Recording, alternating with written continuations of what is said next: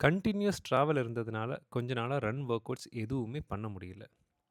உங்களுக்கே தெரிஞ்ச மாதிரி ஓணம் செலிப்ரேட் பண்ண கேரளா வந்திருக்கேன். பட் இன்னைக்கு ஒர்க் அவுட் செஷன மிஸ் பண்ணக்கூடாதுன்னு ஒரு முடிவு பண்ணிட்டேன். அதனாலேயே காலையில வார்ம் அப்லாம் முடிச்சுட்டு, கார் எடுத்துட்டு நேரா கிரவுண்டுக்கு கிளம்பிட்டேன். கிரவுண்டுக்கு கிளம்புனா, அங்க வந்து எல்லா அத்லீட்ஸும் இருந்தாங்க. இன்னைக்கு இன்னைக்கு செஷன் என்ன அப்டின்னா, ஃபார்ட்லெக் செஷன். அதாவது 3 கிலோமீட்டர் வார்ம் அப் முடிச்சதுக்கப்புறம் 3 மினிட்ஸ் ஆன், 2 மினிட்ஸ் ஆஃப். இந்த மாதிரி 6 முறை பண்ண வேண்டியது இருந்துச்சு. 3 minutes on at threshold pace. என்னோட த்ரெஷோல்ட் பேஸ் அப்ராக்ஸிமேட்டா ஒரு 3:45 வருது. அண்ட் ஆஃப் பேஸ் வந்து ஒரு ஃப்ளோட் பேஸ். ஃப்ளோட் பேஸ்ன்றது அப்ராக்ஸிமேட்டா எனக்கு ஒரு 4:30லேருந்து 4:40 வரைக்கும். பண்ணுறதுக்குள்ளே உயிரே போயிடுச்சு. ஏன்னா ரொம்ப நாளைக்கு அப்புறம் பண்ணுறேன்.